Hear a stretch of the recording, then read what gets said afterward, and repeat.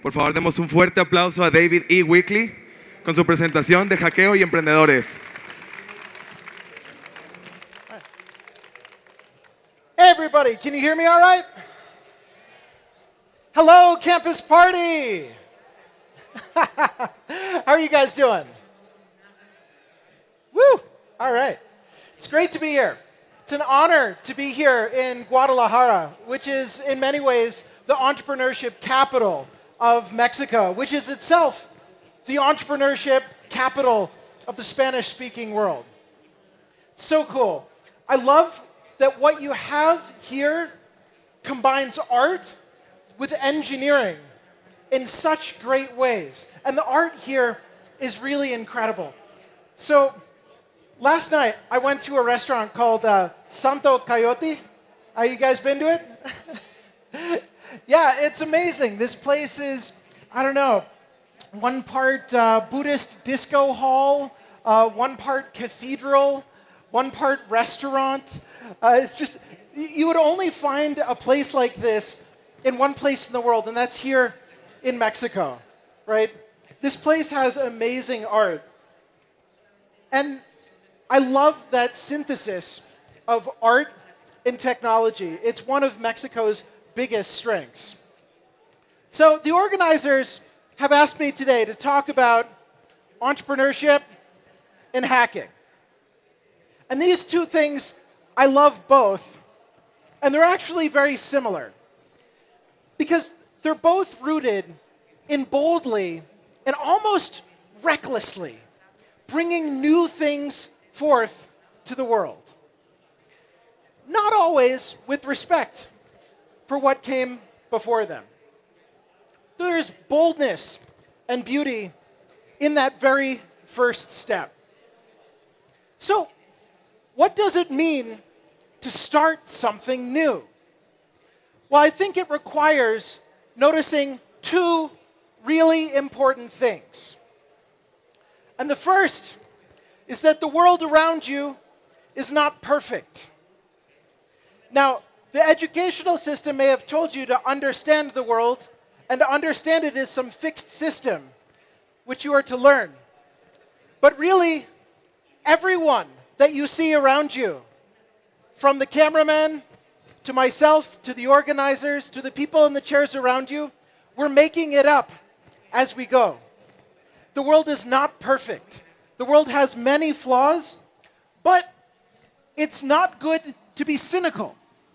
See, I think the first stage on this journey is to see that the world has flaws, to see that the world is perfect, and to feel like it is bad because it must be bad, and to be cynical about the world. But if you look at things with an entrepreneur's eyes and with a hacker's eyes, you will see that things can be made better. And this is harder. It's easy after a bad meal to say, that was bad. I did not like how the food tasted. But what is more challenging is to ask, how could it be better? What would I have done differently to make that meal a better meal? And then even better than that is to go and actually make a better meal, right? The world is flawed, but our role in it should be to see how it can be made better, to constructively critique the world. So, a technique that I enjoy is what I call short-range science fiction. And this is where you imagine things as they could be and as they should be. And then the next phase of that, you think about, how could I make that actually come to fruition? How could I make this sci-fi real? And it's really powerful to actually write this down. So sometimes you'll have an idea that seems exciting to you, but what you should do then is actually write it down and start sharing it with some people. Because that act of taking that idea that you have for what the world could be and putting it down on paper will help make it real. There was an amazing study that was done of people who wrote down their dreams and their hopes for their careers and for the world, and those who did not. And even normalized for IQ, for socioeconomic background. the people who wrote down their dreams did better, were happier, had way more career success than the people who did not write down their dreams. So see what's going on in the world, see how you could make it better, and write that down. So one of my favorite courses that I lost a slide, it's okay. One of my favorite courses that I took in college at Stanford University was from a Latino professor of computer science, Armando Fox. And what he had us do was we would read cutting-edge white papers in computer science, very difficult stuff. And we had to summarize it, right? And that's expected. But here's the unexpected part. We had to pick those white papers apart. We had to say what the author of these papers had overlooked. What was wrong with this paper? If you are asked to summarize something, you can skim it. You can just read through it really quickly, kind of pick out some key points, and be done with it. But if you have to go through a white paper that's been published in a peer-reviewed journal, and to go through it and find what did the author screw up, that's a challenge, right? So this is a good challenge for you. As you're reading the media, right? What did the journalist miss? As you're listening to talks like this, what did the speaker get wrong? What did they gloss over, right? You think for yourself. It's a first step for making the world better. So I want to push you guys to really constructively critique the world continuously, to see your friends' problems and to improve on them. So oftentimes it starts with something that's very small. I'll give you an example of where this happened for me. Back in 2005, wikis were just getting started. How many of you guys have visited Wikipedia or know what a wiki is? Yeah? A wiki is a website that's easy to edit. This guy named Ward Cunningham in 1997 came up with this crazy idea that web pages should have an edit button on them. And people should be able to click edit and change what was on the web page. That was a really new idea for the time. So I noticed that wikis were really helpful for organizations who are planning, who are putting together big things, for putting together events like Campus Party here, right? But it was very difficult to set up wikis. You needed to have your own Linux server. You needed to have this dedicated internet connection. It was really involved. So I said, these wikis are really helpful for people. They shouldn't be so hard to set up. How could I make it ridiculously easy for people to set themselves up with their own wiki pages? So one night, literally, between 1 a.m. and 8 a.m., I went and I put together the first easy-to-set-up private wiki host. As easy as making a peanut butter sandwich. And I called it PBWiki.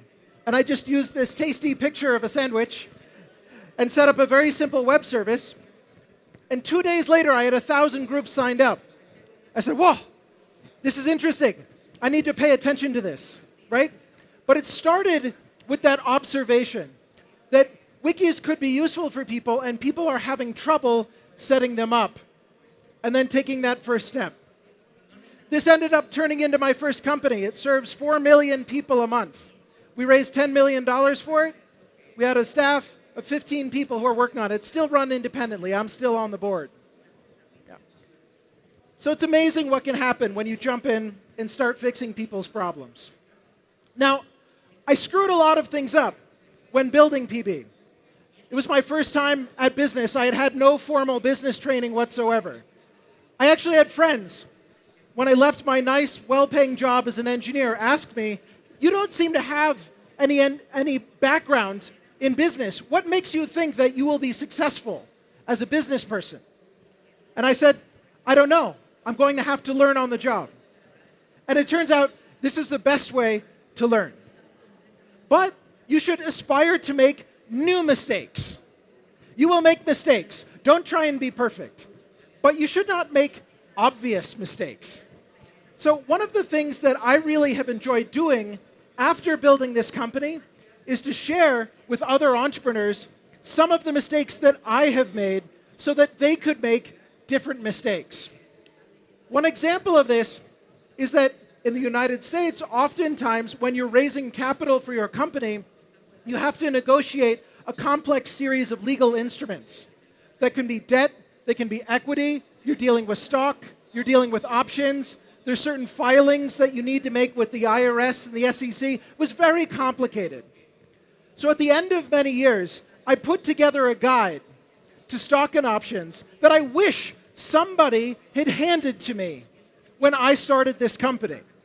It's 20 pages long. And I wrote it, the first version of it, on a plane flight to London. Because I was like, within the last month, I had explained the same thing to 10 different people.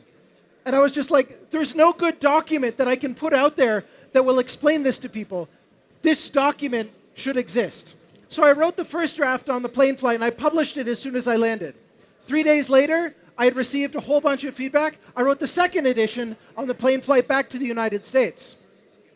Over the next couple of months, I got feedback from a lot of different people, including lawyers, about what was good, what was bad about the doc, and I wrote a third edition that's actually correct now.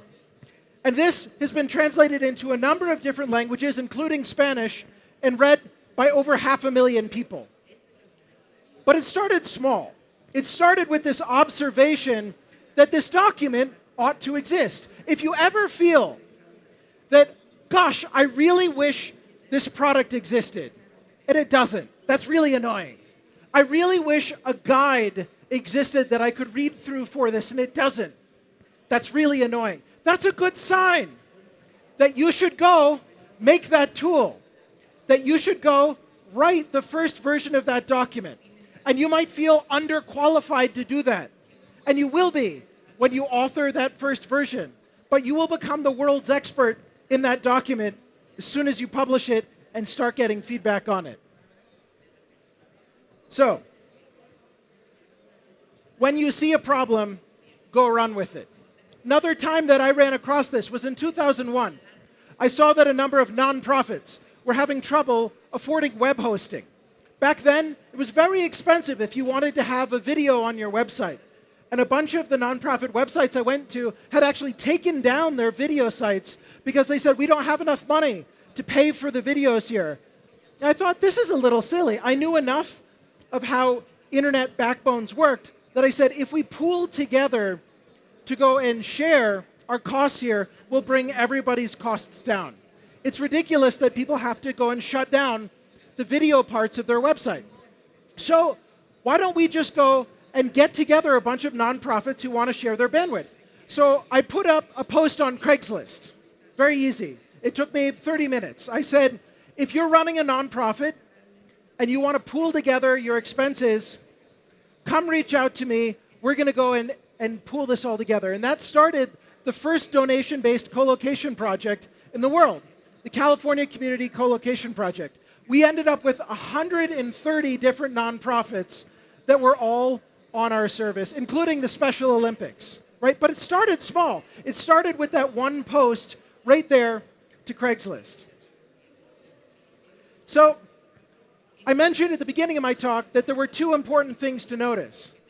The first was that the world is imperfect, that the world is broken. And the second is that you have the power to change it. There's a great Gandhi quote, which is that if you think you are too small to make a difference in this world, try sleeping in a room with a mosquito.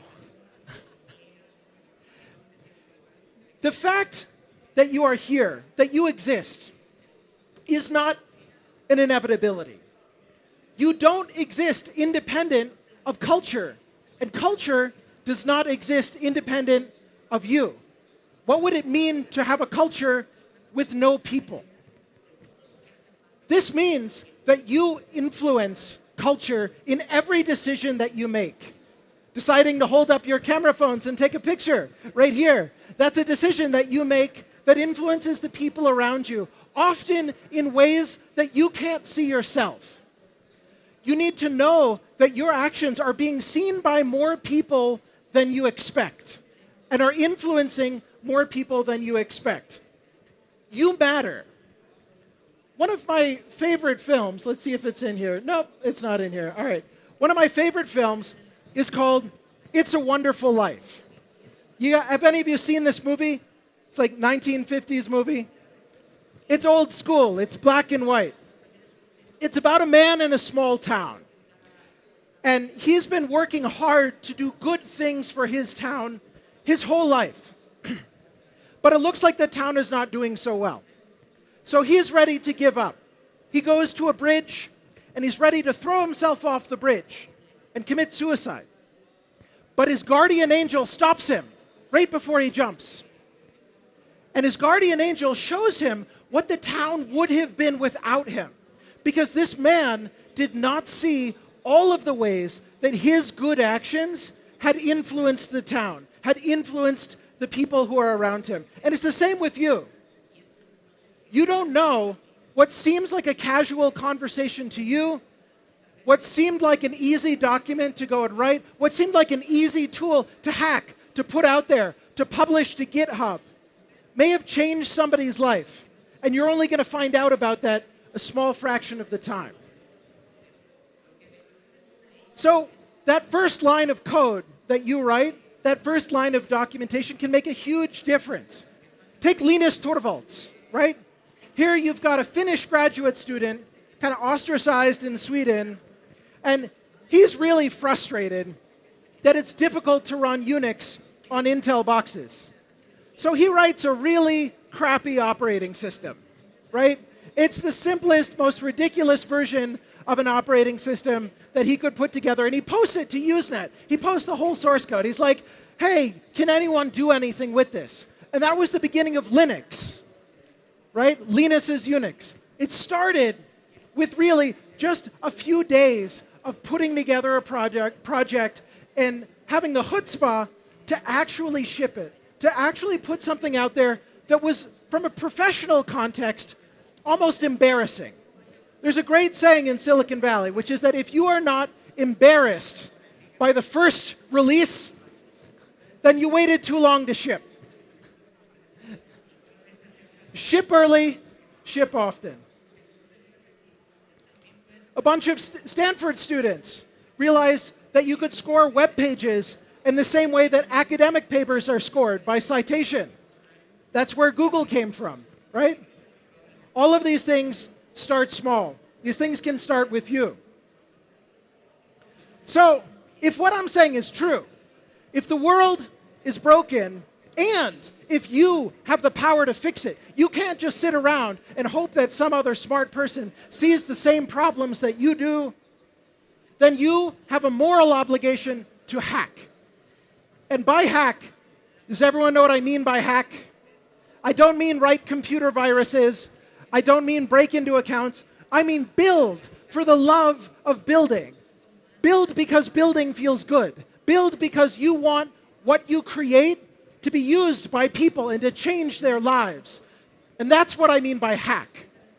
And if you have the capability to write, if you have the ability to code, if you have the ability to design, then the fact that you exist, the fact that you are here, gives you a moral obligation to hack. Now let me just say this. The 20th century was about turning out workers, good workers, who would show up to work on time and to do the duty that they were asked to do.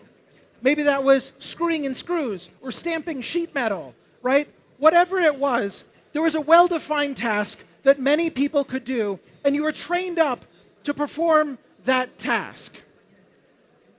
For better or for worse, this is not the world that we are now living in. The world that we are now living in does not need that many sheet metal stampers because we can have robots do the sheet metal stamping.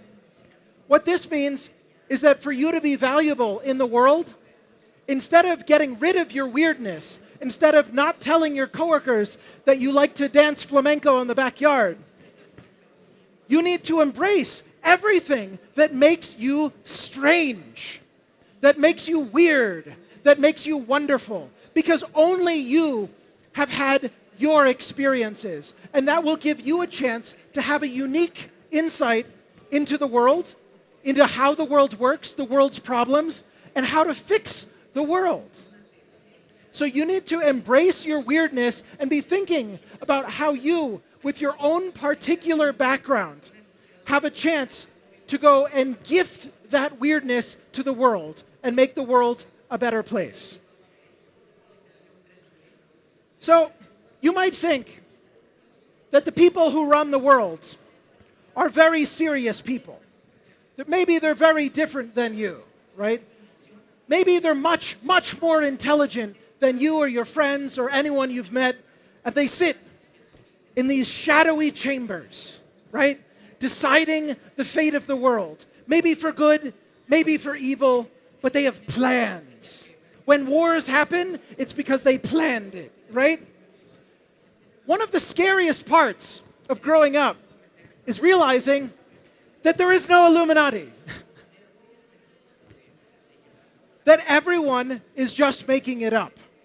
That the people who are running the world are not necessarily any smarter than you are. This means that you are the Illuminati. This is the shadowy chamber in which the future of the world is being decided. You and the people around you right now are responsible for deciding the future of the world. So, I've given you some big mandates, and this sounds a little bit scary. I've just told you that you're responsible for everything, that you're responsible for the world, and that you have a moral duty to hack. But don't get scared, because everything starts small. And it's okay to start small with that first timid little step. So I want to tell you about a fun little gathering that I had in my living room back in 2005. I had literally about 12 people there drinking some beer, drinking some Red Bull. We all brought laptops, and we said, you know what? Let's just code whatever we feel like coding, right? 7 p.m. to 7 a.m., dusk till dawn. This was not a production. This was 12 people. This was just me emailing my friends saying, hey, let's get together. I had an okay wireless internet connection, and this is literally what it looked like. This is a photo from that party. And we had a great time. And we said, you know what, this was so cool. Why don't we do this again in 6 weeks? So we did. Instead of 12 people, we had 15 people at the next one. It's like, oh, this was fun. And you know, people, when they came into my house, because I had white carpet, they would take their shoes off when they entered the house because we didn't want to get the carpet messed up. And what was amazing to watch was as we went through to the third, the fourth, the fifth, the sixth, the seventh, the eighth, the ninth Super Happy Dev House, that pile of shoes grew to the point when people were walking into the house, they had to step over the shoes because there were just giant piles of shoes at the front door. After 9 of these, my roommate said, David, there are 130 people in the house. You need to throw these someplace else. And so we started rotating where we were throwing Super Happy Dev House. And at the 30th one, it was big. Maybe not campus party big, but we had 400 people. And I said, you know what? I don't want to have to kick you out at the end of the night. We should have our own building where we can do this 24/7. And that is where Hacker Dojo got started. Hacker Dojo is the world's largest hackerspace in Mountain View, California. We have over 440 full-time members, and we've turned out companies like Pinterest. How many of you have heard of Pinterest? Yep, that started at Hacker Dojo. Pebble Watch started at Hacker Dojo. Skydera started at Hacker Dojo. My buddy Otavio sold his company WordLens to Google a few weeks ago. Started at Hacker Dojo, right? So all of this started from something really simple. This looks fancy. We've got like the mayor of Mountain View, California, attending a ribbon-cutting ceremony in a fancy-looking building. That looks scary. If I told you, go do that tomorrow, right? That's very scary. But if I said, tomorrow, why don't you get 12 people together in your house to go write some code? You can do that. All of these things start small.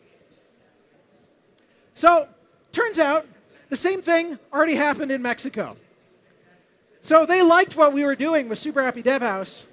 I came down to give a talk in Mexico City, and they said, you know what? We could throw Super Happy Dev Houses here in Mexico, too. No reason why we couldn't do that. So they did. And just like the Super Happy Dev Houses in the United States, they started growing bigger and bigger. But unlike the ones in the United States, which just stayed in the Bay Area, in Mexico, They went all over the whole country. They had more than 27 of them in Mexico City alone. But pretty soon, there were more super happy dev houses happening across Mexico than were happening in the United States. Right? Super happy dev house became a Mexican thing, which is amazing. And we started seeing all of these incredible entrepreneurs who are building really cool products at Super Happy Dev House, and then some not so great investors. And we said, you know what? We want to put some good investment behind these good companies. We want to give them the investment that they deserve. So we started Mexican VC, which was Silicon Valley's first seed fund for Mexican technology entrepreneurs, right? And this started very simply too. One night, I just emailed a bunch of my friends, and I said, there are such good companies here. We need to help them.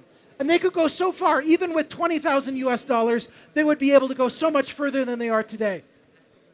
And we started that fund that night. That's now 500 Mexico City. This is 500 startups, Latin America strategy, right? They've financed 70 companies. But this thing started small. This thing started very small.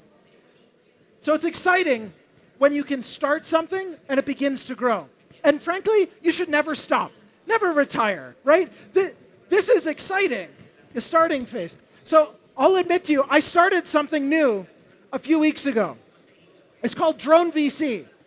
I'm the world's first drone venture capitalist. I've noticed a bunch of drones flying around here, right? It's super cool stuff, and nobody had systematically said, I want to take a bet on the space. So I registered a domain name, I clicked a couple links on AngelList, and now we're just about to do our first deal where we invest 150,000 US dollars in a company, and we've got 12 more companies coming. I put this together part-time. My full-time job is working for Facebook as a product manager. This is something that I put together evenings and weekends, and it's about the size of a classic small venture capital fund. It's amazing the kind of speed that the internet can give you, right? Take advantage of the tools that are available to you here now in the 21st century to move quickly and to move with incredible leverage. It's amazing what one person can do. Did you guys see the size of the WhatsApp team? It's so small. The size of the Instagram team when they were acquired. So small.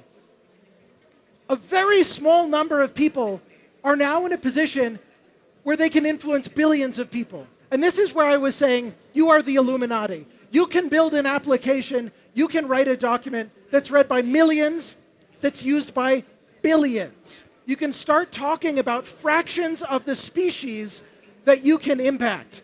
And that's incredible. And this is really a unique aspect of the 21st century. So, I want to leave you here asking, what are you doing in your living room? What are you doing with your friends?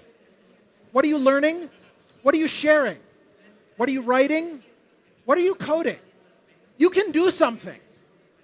And you will affect far more people than you realize. So overall, notice, look around, see what's broken about the world. Constructively critique it. Understand how it could be made better. Then actually try working to improve it. And when you've found how you can improve the world, scale it to go and influence the whole species. This is the quick cookbook for changing the world in the 21st century. I recommend you use it. So, go make it. Go build it. Go change the world. Thank you.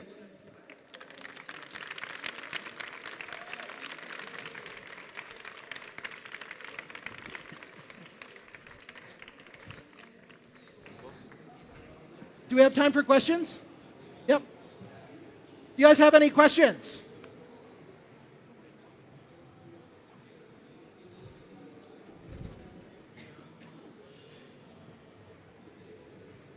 First off, thank you, David. Those were some beautiful ideas. You just rather paradigm changing for me, at least. My question is, first of all, where can I find your London flight document? The one you put online? Where can you find the stock and options document? That's right. If you do a Google search for Scribd, Stock and options, David Weekly. Okay. Yeah. Perfect.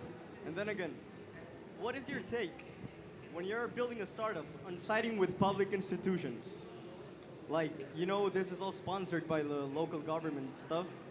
What's your take on, like, when you're getting rather big, instead of going straight to venture capitalists, what would be the advantage, or is it something you would do? To go to government for financing? Yes. So it's interesting because in the United States, it's difficult to get venture capital financing from the US government or from a state government, so it's not commonly done. I would say your role as an entrepreneur is to remove barriers for forward progress for your business, right? To remove excuses. So if you can get financing quickly from a government institution that will help your business move forward, you should totally do it. That said, I want to caution you that I have had many of my friends get into trouble because they have a good conversation with somebody and a handshake deal, and the money doesn't show up.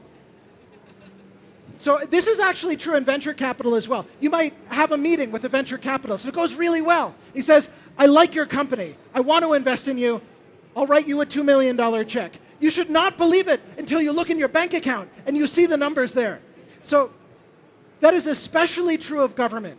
I've had some friends in very bad situations because they counted on receiving promised money from the government, the Mexican government in particular, and then that check never showed up. So if you can make it show up, that's awesome, but at the same time, I would not make your business's success predicated on that showing up in a timely fashion. Does that make sense? Perfect sense. Thanks a lot. Sure. Some people have asked me, should I use Kickstarter or should I go to angel list to go and raise angel funding? And my answer is do both, right? You should look for wherever you can get good money on good terms for your company. And frankly, something like Kickstarter can prove that there's real demand because these are customers who are prepaying for your product, which will make it easier for you to get venture capital financing. So these things can often play off against each other in a good way. Hi, I gotta say, you gave me chills with that talk right there. That was really nice. Okay. Thank you. So my question is, when you started out with just a few people, did y'all work on the same project, or just everybody kind of started separating off into different things? So everybody just brought their laptops to that Super Happy Dev House party and worked on their own thing, right? So some people would kind of clump together and say, hey, why don't we build a game tonight? And like you get 2 or 3 people who are like next to each other building a game. You might get somebody who's like, oh, I want to learn Python, right? And so, oh, well, I'll teach you Python. And like, 2 people will go and sit next to each other for an hour, and then they get tired of it, and go do something different. But it wasn't like it was organized, like everyone was working on the same thing. It's funny though, because I had people approach me and I was like, hey, you have a lot of engineers who are coming to the Super Happy Dev House thing. How can you get them to code my project? And I'm like, no, man, you got to do that on your own. All right, thank you. Sure.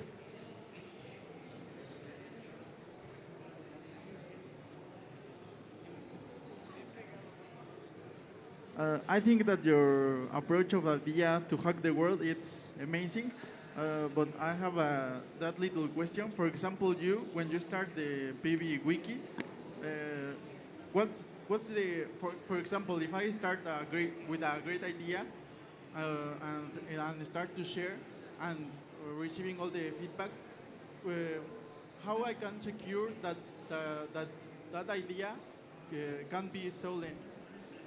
How do you make sure that your idea is not stolen yes, for when example, you start putting it out when you start with PV, and you start to share all the feedback to all the people, the responses of the people are always good, or maybe they say, oh, this is a good idea, I can have it, I don't know.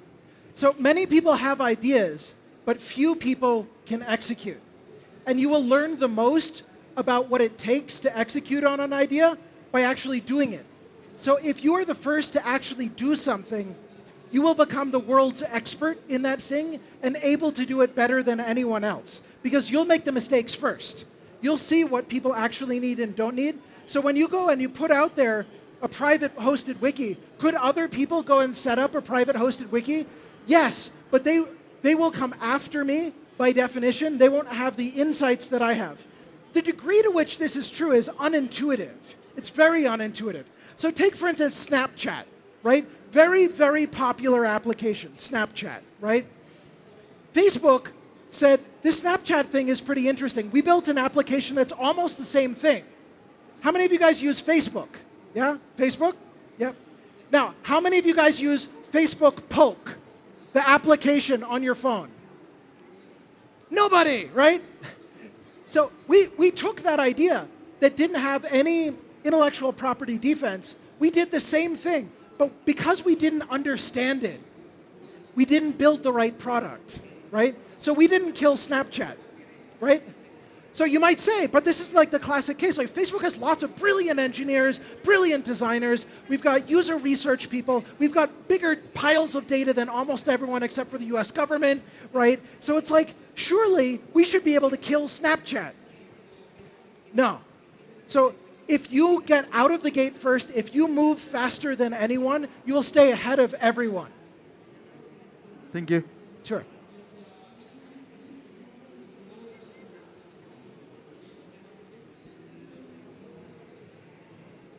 Hello, my name is Evelyn. I want to ask you, how do you maintain motivated these people? Like, you have a team, and a lot of all of them are different engineers, business people. How do you motivate these people? The answer is storytelling. So humans are oriented around stories. We process stories the best. It comes from thousands of years of sitting around campfires and telling stories. And stories are exciting. Stories are memorable, right? So your job as the leader, as the product manager, as the CEO, whatever role it is that you play in that team, is to help come up with a story about where are you going? Why does it matter? Why will the world be different because you did this, right? And if you can tell that story in a really exciting way, you'll get the engineers excited, you'll get the designers excited, you'll get the copywriters excited, the marketers excited, the public relations people excited, you might even get the lawyers excited, right? And this is really important because if you want to bring new people onto the team, if you want to hire, if you want to retain, if you want to get customers, if you want to get investors, you need to be able to communicate your enthusiasm for that story and to have other people see through your eyes like, whoa, I get why that's exciting. Like, I want to be a part of your team. And if you can engender that reaction, you can keep everyone motivated even when they go through the hard bits. Because a great story involves really hard bits.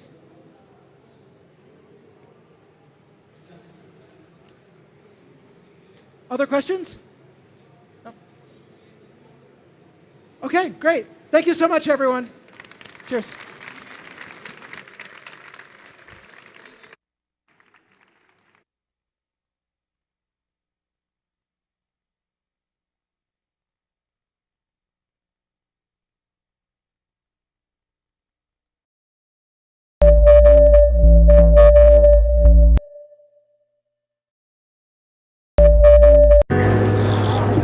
En Newbox sabemos lo fácil que es que tus ideas